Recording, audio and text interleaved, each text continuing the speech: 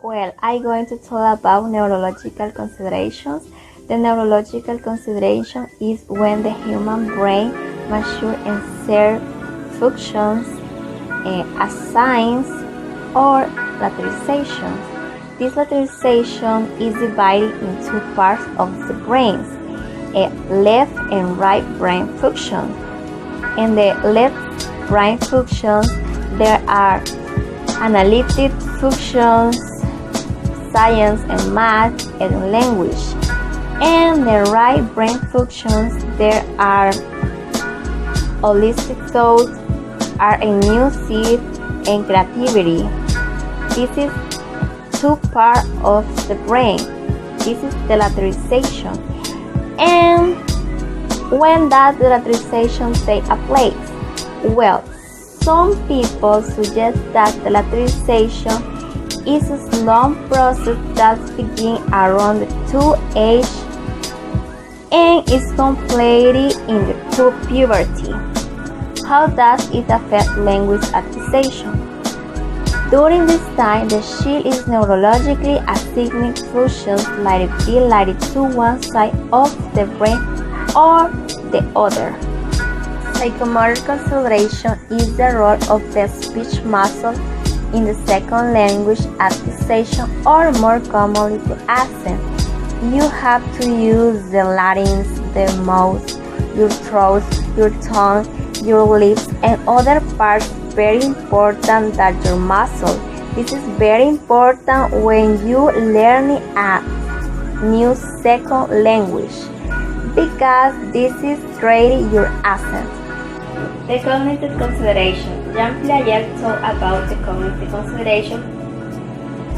So he developed 4 parts of the shield. The first is sensorimotor, stage from 0 and 2. Then pre-operational 2 and 7. And concrete operational 7 and 11. And for last one, formal operational 11 and 16. So the cognitive consideration is the study about the memory, perception, and reasoning and problem solving, like the subject and act, stimulus and process. Affective considerations.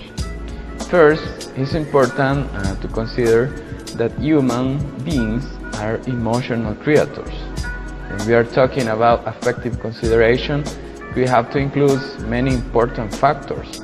For example, empathy, self-esteem, extroversion, imitation, inhibition, anxiety, attitude per pressure.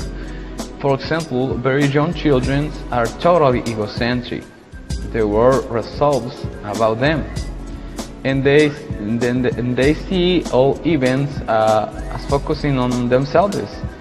Small babies at first don't even distinguish a separation between themselves and the world around them.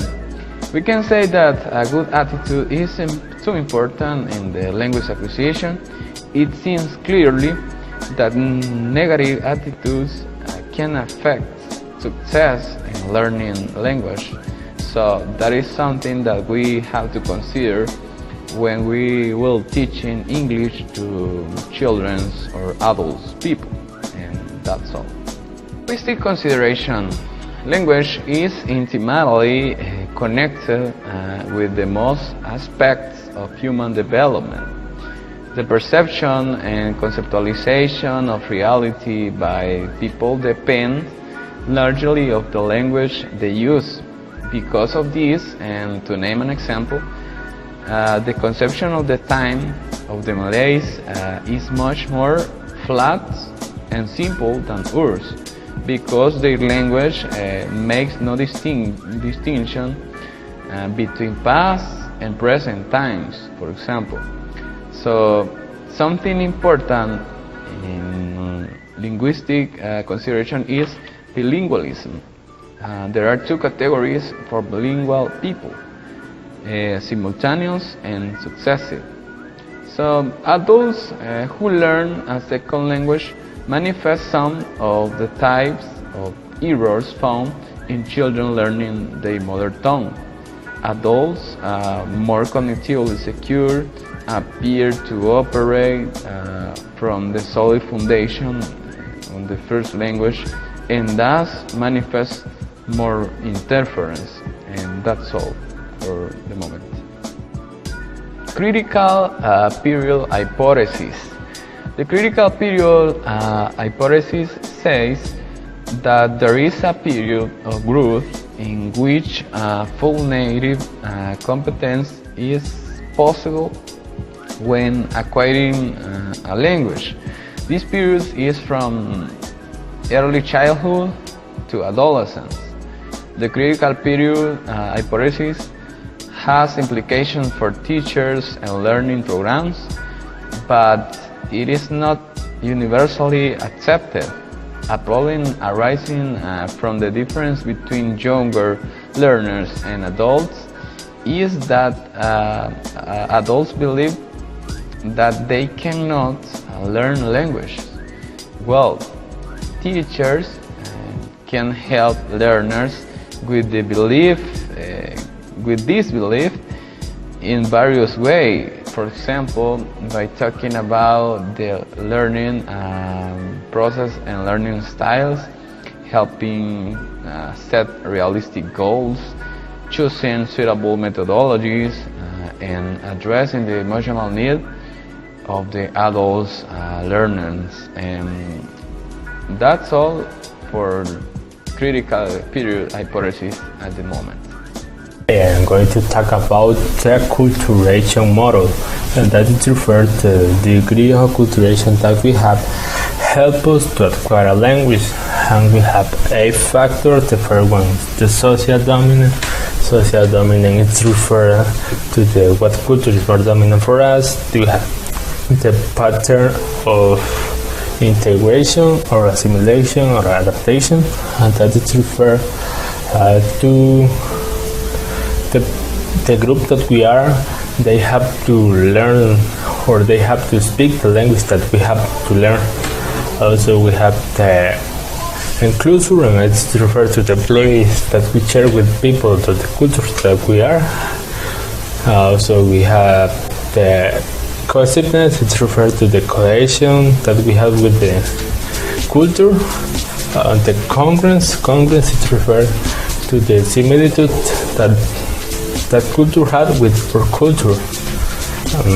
The aptitude, we have to have a good aptitude to learn language. We have the intent length of residence. The intent length of residence refers to how many time they plan to stay in that place. Okay, I am going to talk about communication accommodation theory, better known as CAT. That theory have 2 elements, the convergence and the divergence. The convergence is referred to how we change our species depending of the person that we are talking. Also, we have the divergence. The divergence refers to its focus on the speech and non-verbal behavior that we have with the people. Okay, I'm going to talk about the last theory, that is the discourse theory.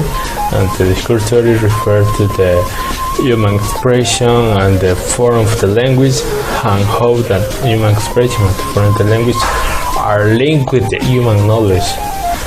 To understand with discourse, we have to know that discourse is text, could be a presentation, could be a conversation, or the creation of those that I mentioned.